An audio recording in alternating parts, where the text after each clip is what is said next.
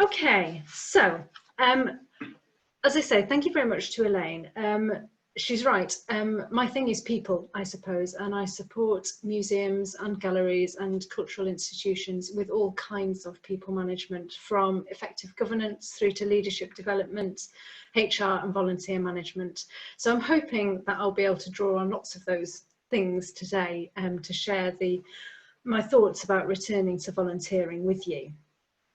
So we're going to kick off, as I said, with some thinking about planning how volunteering might evolve in your museum over the coming months. And I'm imagining you're all in very different places in terms of whether you're open again or not open again, how much of your volunteer population you've brought back into their volunteering roles, how you're adapting them. So I hope this will cover, the kind of things that you might need to be thinking about at all of those stages.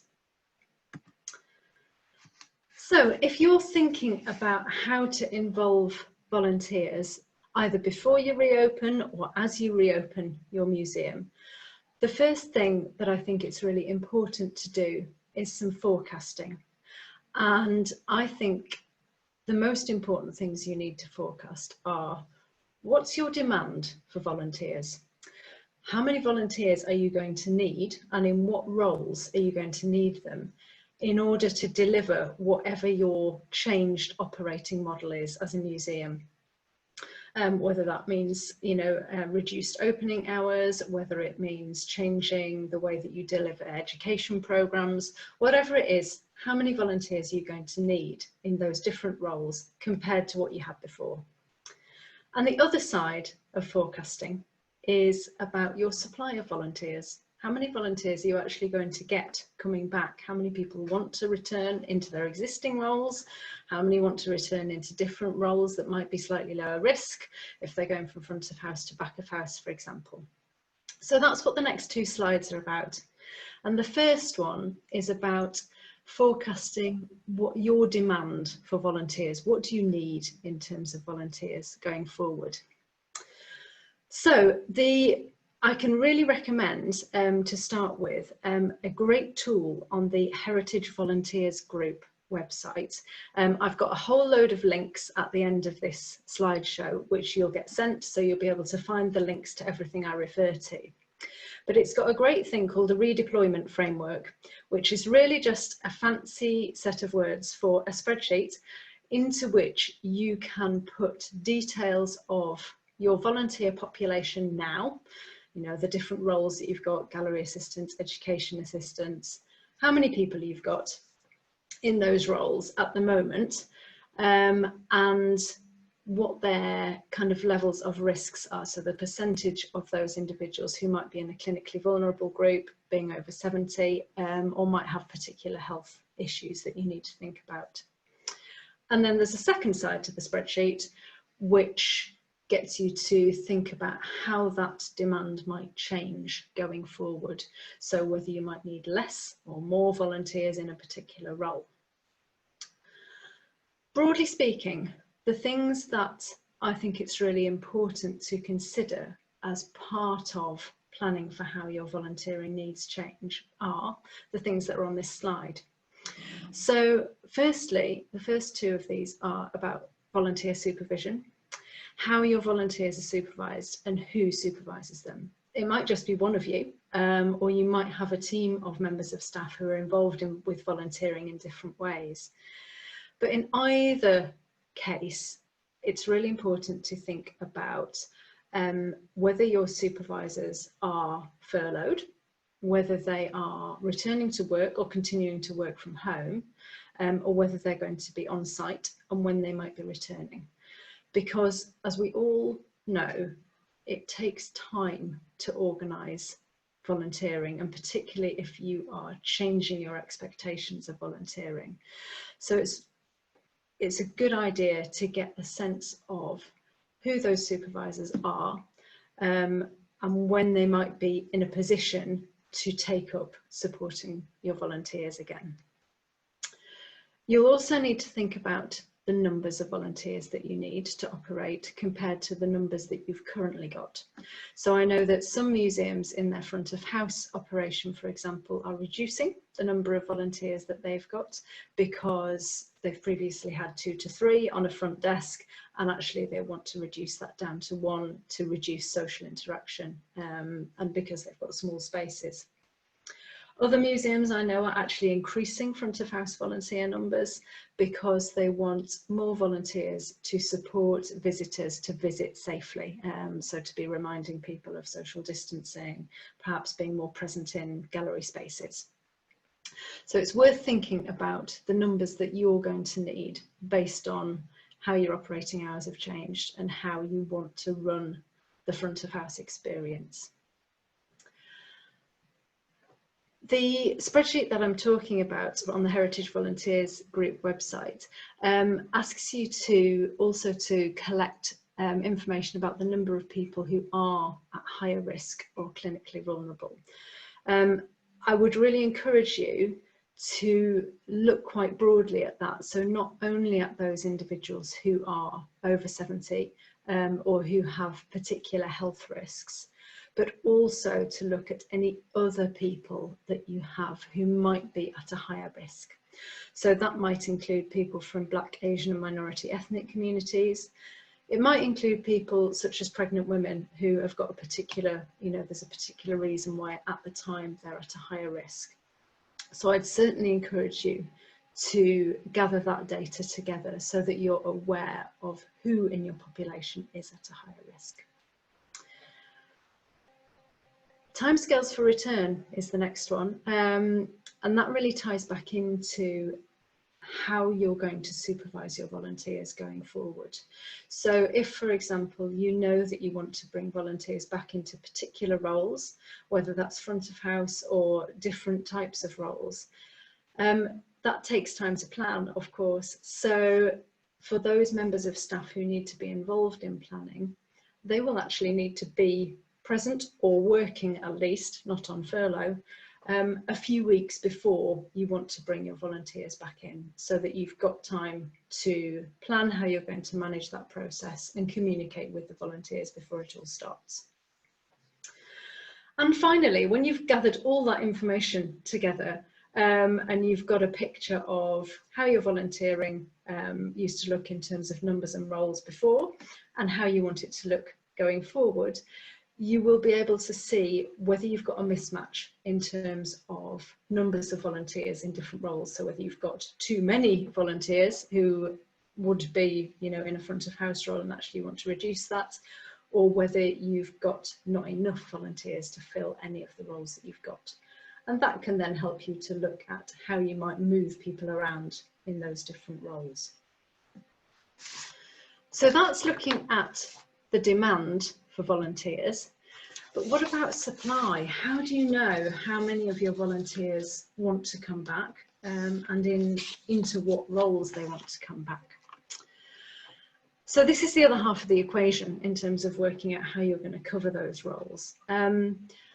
I think it's a really great idea, if you haven't done it already, to send out a survey for your volunteers to collect some of this information to help you plan. Again, the Heritage Volunteer Group website has an excellent template for a survey, which you can just happily adapt to your own needs. But it covers this the basic kind of information that's on this slide. So names and roles, any vulnerability information, whether individuals have been shielding, whether they are in particular risk groups. And it also asks you to collect information about preferences for returning to volunteering, whether people want to come back to their current roles or into a different role, and any concerns that they might have about returning to volunteering. I also think it's a really great idea to see if you can capture any preferences for the support and information that people might need in order to feel confident returning to volunteering. I think it's really easy to make assumptions about what volunteers might or might not be concerned about, but actually talking to museums who've done this kind of activity, lots of them have been surprised by some of the kind of individual concerns and responses. They weren't what they were anticipating. So if you can ask your volunteers directly, what sort of thing do you need to be confident to return, then you've got a much better chance of providing that information. And that might also include sort of practicalities like, you know, travelling to the museum, because actually people's travel arrangements might change. You know, those people who come to you on public transport, for example, might feel less confident going on public transport, and they may or may not have other options to get to you. So it's really important to capture some of those things that might be barriers to people returning to volunteering. The one thing that I will mention quickly here is that it's really important to think about GDPR. You hopefully will have an agreement with volunteers in place already in terms of collecting and storing personal data. But because this kind of questionnaire might be asking volunteers for more personal health information than they would normally give to you, if your existing agreement doesn't cover that, I'd really encourage you just to pop a little consent box onto this questionnaire when you send it out, to make sure that volunteers have consented to providing the information to you. Okay, so what are the options that are open to you for adapting your volunteer roles and looking at how you can structure volunteering going forward?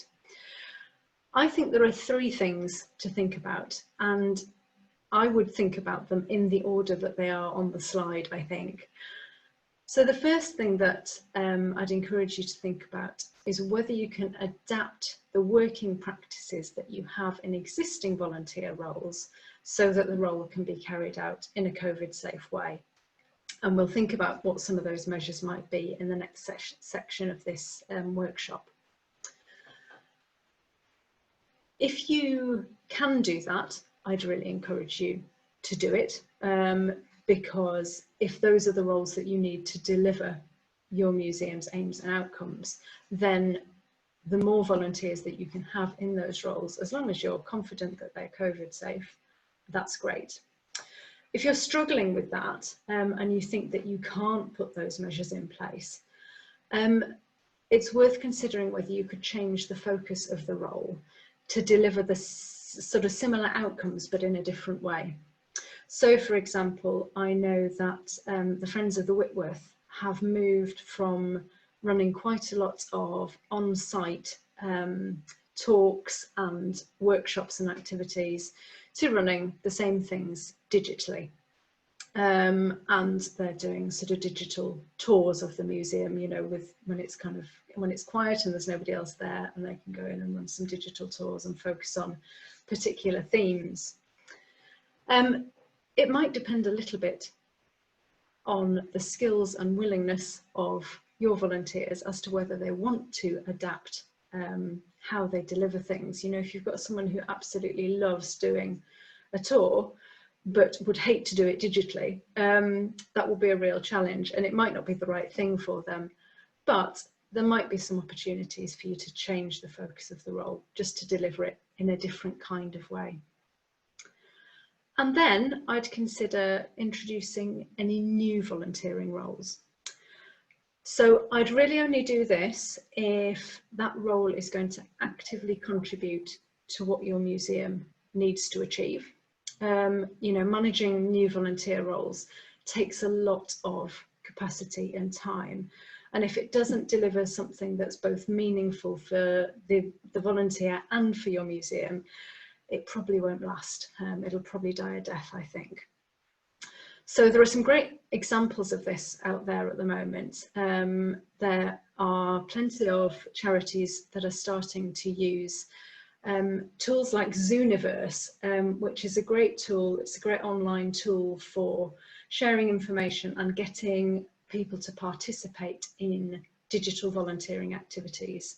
So some of those activities might be transcribing records, for example. Some of them might be using records as a basis for research or for logging digital content.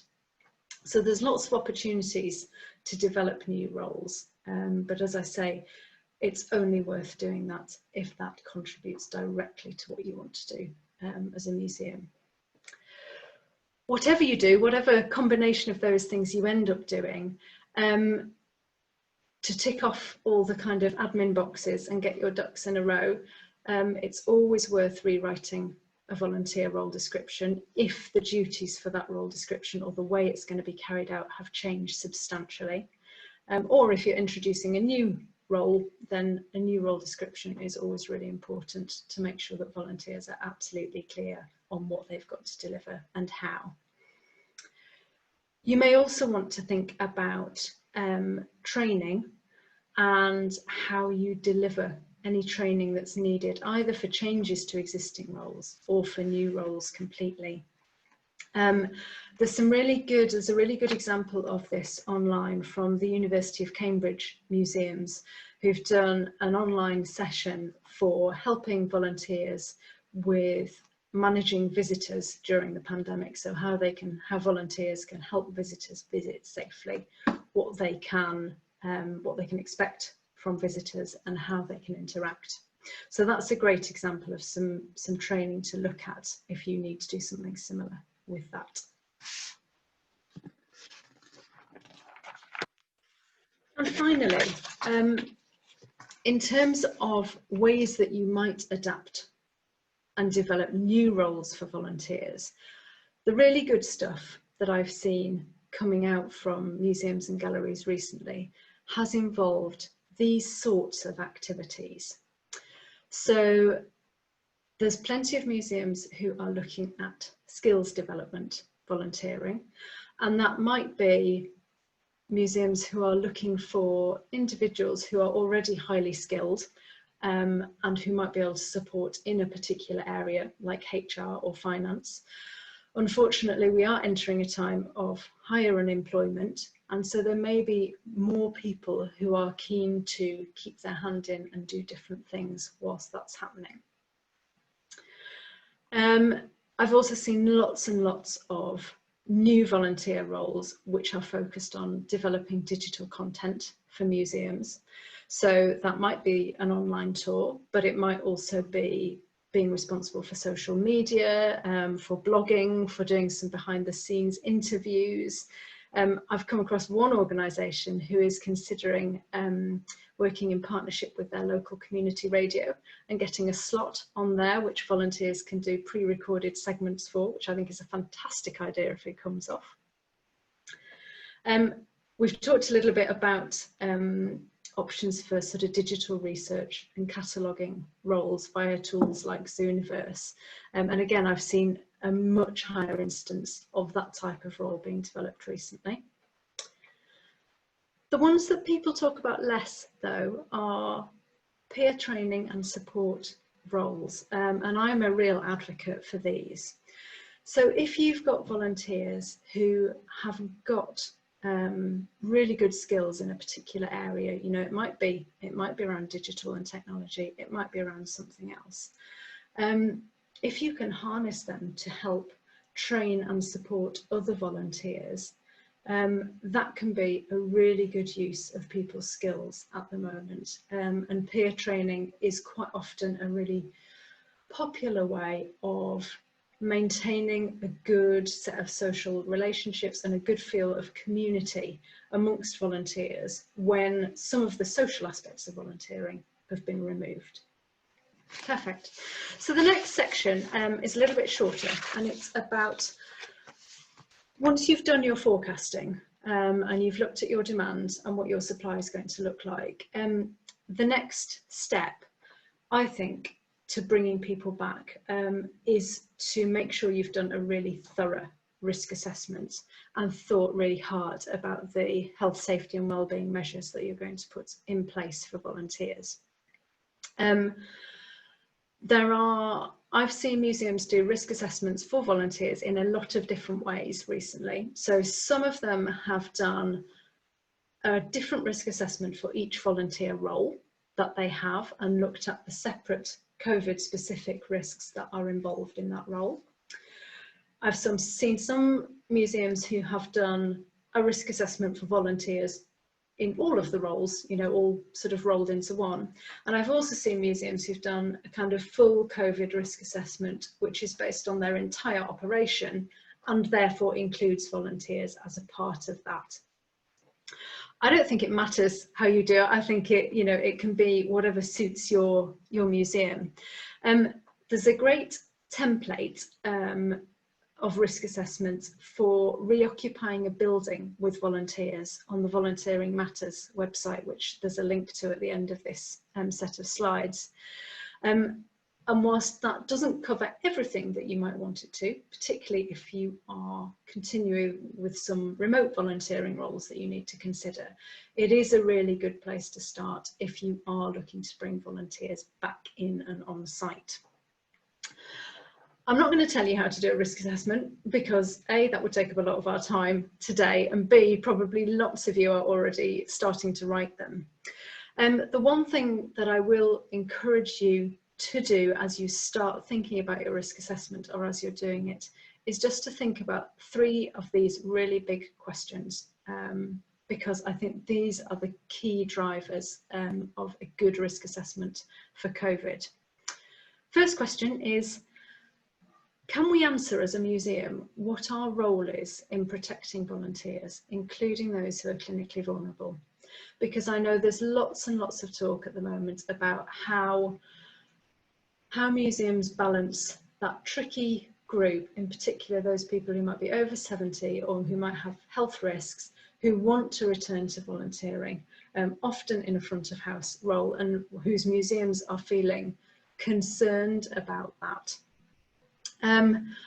I don't think there's a right answer to this question. I think it is a museum specific question, but I think it's important that you answer it, and that you are really clear on what your stance is as an organisation in terms of the balance of protecting volunteers from a health and safety perspective versus continuing to engage volunteers. I think it's fine to fall into either category, as long as you've done the thinking behind it and you've got a really clear rationale for that set of decisions that you've made. And if you are going to bring those individuals back into the organisation, that you've got a set of measures in place that demonstrate that those individuals can work in a safe way. The next big question is making sure that when you're writing your risk assessment, who needs to be involved in the decision making and the sign off for that. So there'll be lots of people who might need to be involved from the perspective of pulling ideas together, and we'll talk about that in a moment. But in terms of signing off some of those decisions, you know, these are big decisions. They have implications because all organisations have a duty to protect their volunteers and their workers under the Health and Safety at Work Act. And it's really important that as a museum, you can demonstrate accountable decision making in this area. So that might be taking those risk assessments up to your board for sign off. It might be your senior management team, but whatever the normal chain for ensuring accountability is, this process absolutely must go through that so that everybody is very clear that those decisions have been signed off appropriately. And the last question that I'm always quite keen to ask with a risk assessment is, how do we know whether the measures that we're taking are effective? Because, you know, our world is going to change so much in the coming months in ways that we just don't know yet. And we can start to anticipate some of those, you know, potential things that might happen in terms of a second wave or particular local restrictions coming back into place. But there's lots we can't predict too. And I think it's really important that we think about what measures we have in place so that we can keep those under review and keep making sure that this meets the needs of the museum. So, what are the sorts of measures that we can put in place? There's lots of information out there, and it's in lots of different places. And I'm by no means pretending that this table is the answer to everything. It's certainly not. But it does give a sense of what are the key areas that you need to think about when you're putting measures into place. So the first area is health and hygiene, and those are the kinds of things that you need to be thinking about under there are the sort of guidance that you give to volunteers about managing their symptoms and not coming in if they are feeling rotten. All the hygiene measures that you'll be putting in place for staff and visitors also obviously need to apply to volunteers. And the two ones in red at the bottom are the ones that I think are easiest to forget in this category. And they are that if you are having volunteers continue to work remotely, it's really important that you do a remote workspace and equipment assessment with them to make sure that they have the equipment that they need to do their volunteering and that they can do it in an environment that is safe. And the Health and Safety Executive has lots of good information on their website about this. But it's really just making sure that, you're taking a duty of care towards your volunteers so that if they are doing, archiving work for a big chunk of time, that they know that they should be taking breaks and that they're not sitting on a stool which is going to cause them enormous back problems later on, because let's face it, we've all been sitting on chairs that are not very comfortable at our house and definitely not designed for proper working. So it's thinking about those things. The next area to look at is workspaces and rest areas. So this is about how you arrange those spaces to ensure social distancing and to make sure that you limit the risk of transfer of infection. Again, the ones that I think are easiest to forget are lone working policies.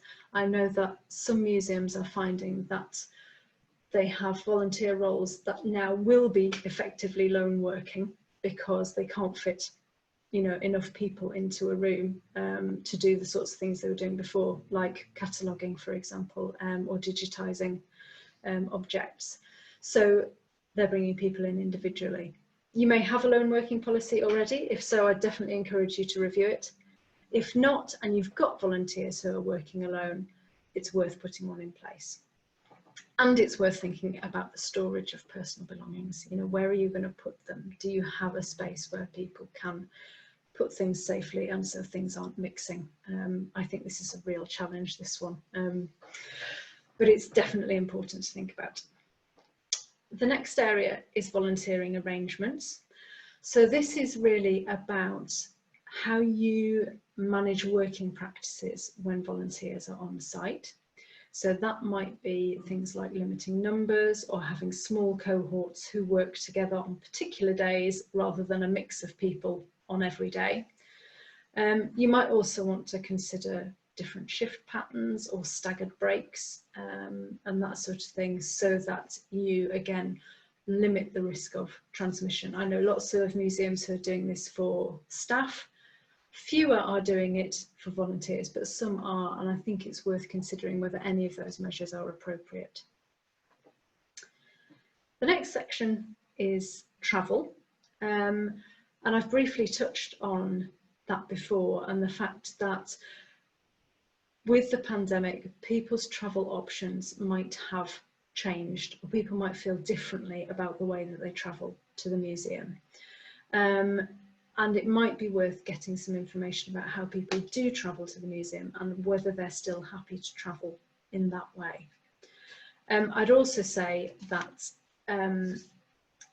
if you are changing, for example, your opening hours or your volunteer shift times, if you've got volunteers who use public transport and who come in at a particular time, it's probably worth just making sure those two things tally up, because if you shifted your shift time by an hour, and actually that doesn't fit with the public transport for that volunteer, they might find it much harder to get in. And finally, last section to think about is monitoring.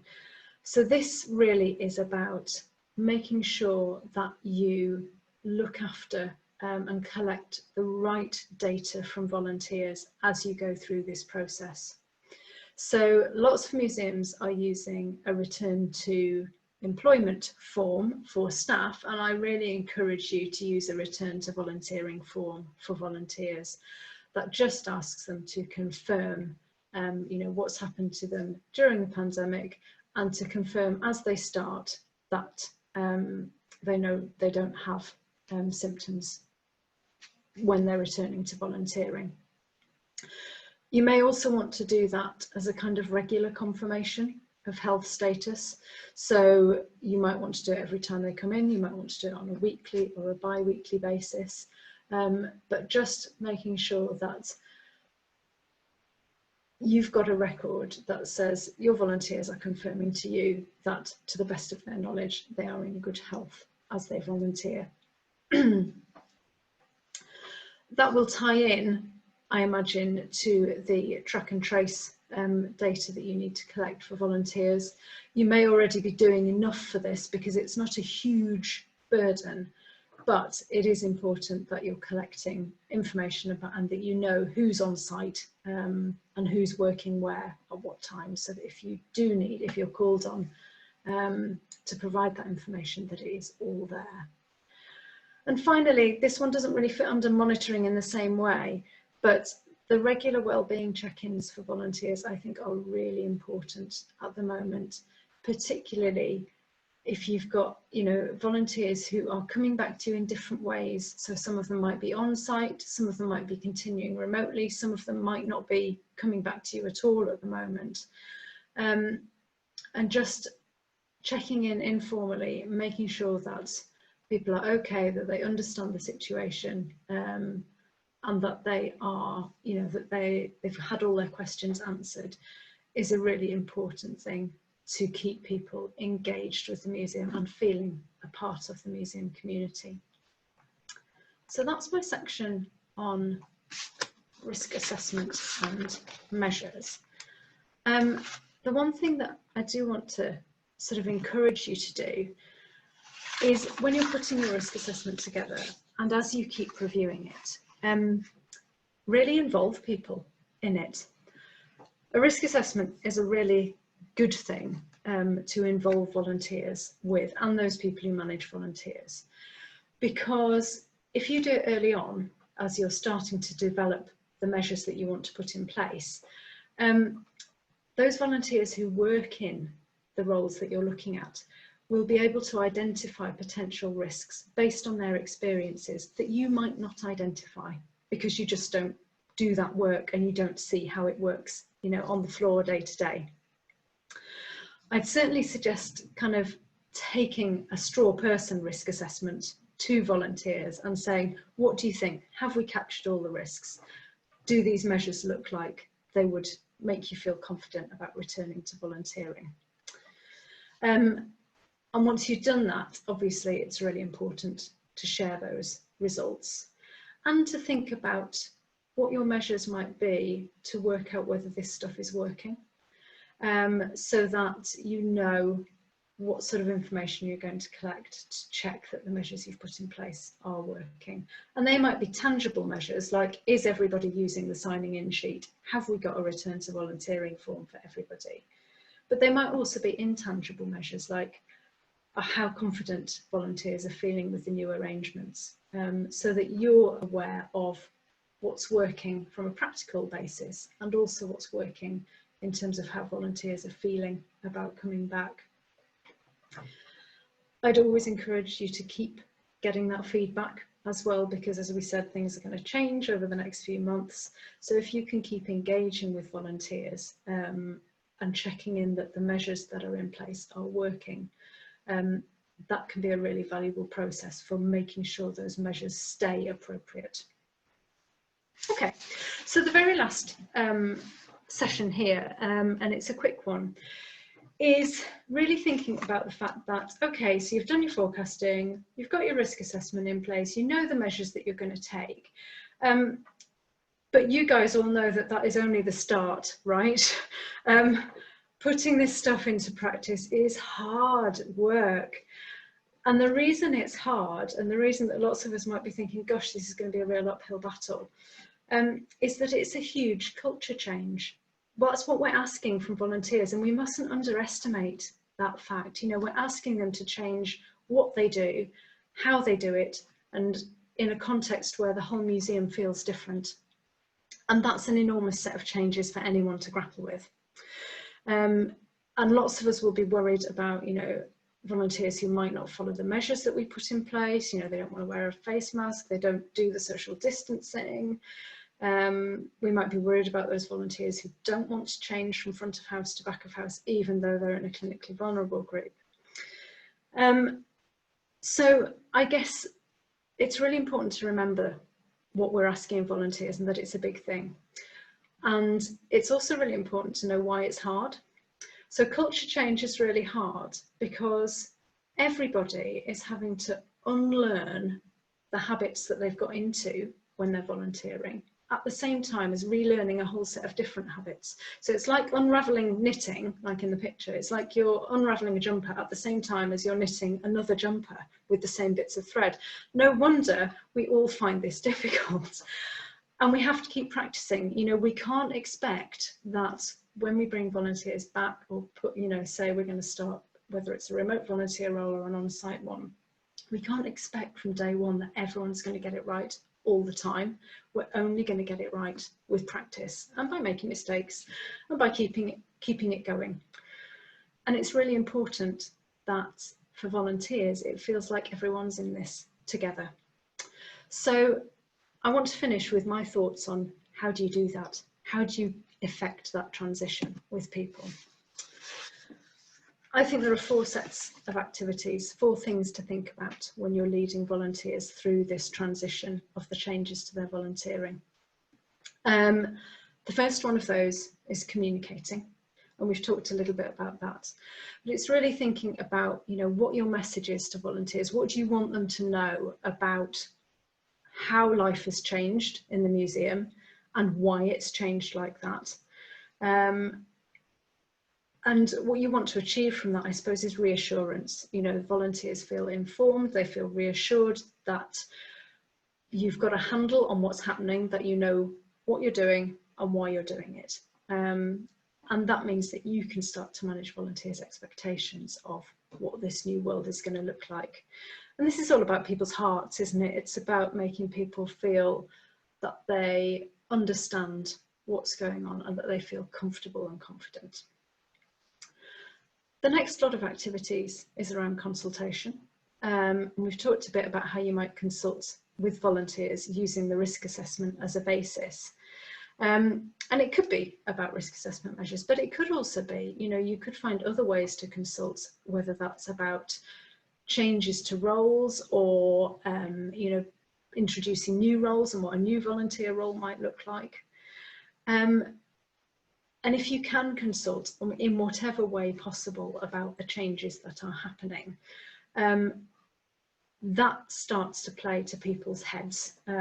It's about making volunteers feel more engaged with the process, that they feel that they've contributed to shaping what the new world looks like, and that hopefully they might be a little bit, you know, any of those who are feeling a bit cynical might feel a bit less cynical as a result of you talking to them and taking their views on board. The next one is training and tools, and this is about equipping people with the skills and the resources they need to manage the transition and the new ways of working. And the outcome that you're looking for there is that you have people who are upskilled, and you've increased people's capacity to change so they can do the things that you're asking them to do. And the final set of activities is about oversight. And this is about just the day-to-day implementation of all the measures that you're putting in place. You know, as members of staff and leaders in organisations, we set the weather for volunteers. And if people see us doing the right thing, sanitising, socially distancing, they're much more likely to do it themselves and to see that it is now part of the culture and the way that we work. And so if we can do that as a staff team, then actually that reinforces the expectations that we have of volunteers.